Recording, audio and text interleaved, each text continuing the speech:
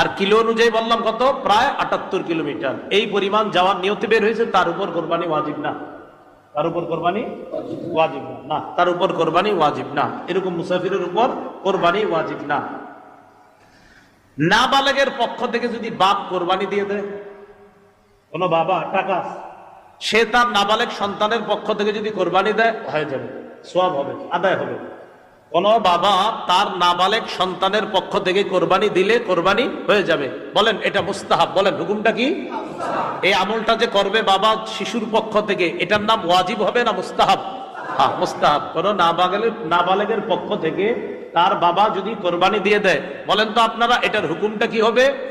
মুস্তাহাব। মাশাআল্লাহ। দরিদ্র ব্যক্তির কোরবানির হুকুম, এটা একটু মন দিয়ে শুনেন। দরিদ্র ব্যক্তির কোরবানির হুকুমটা খুব মন দিয়ে শুনেন।